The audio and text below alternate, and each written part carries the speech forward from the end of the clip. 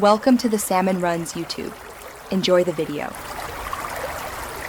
You start now, power down mixer and equalizer, then identify whether you'll use channel inserts or stereo aux send/return. Once done, choose balanced TRS or XLR cables to reduce noise. Label each end so one goes to the EQ input and two returns to the mixer.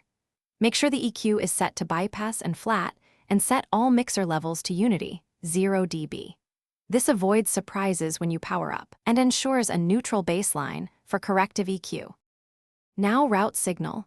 For inserts, patch the channel insert send to the EQ input, and the insert return back to the channel return so processing is inline.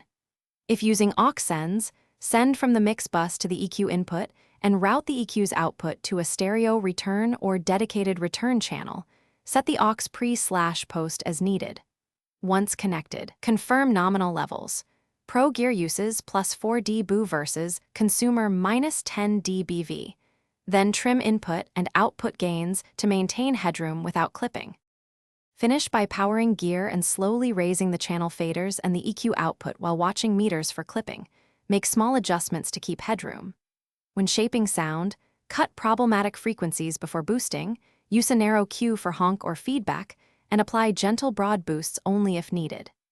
If you hear no signal, check cable polarity and connections, verify insert/send routing, and that the EQ isn't bypassed, and confirm trim pots and bus levels.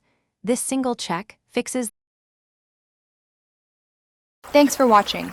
Consider subscribing if we helped you.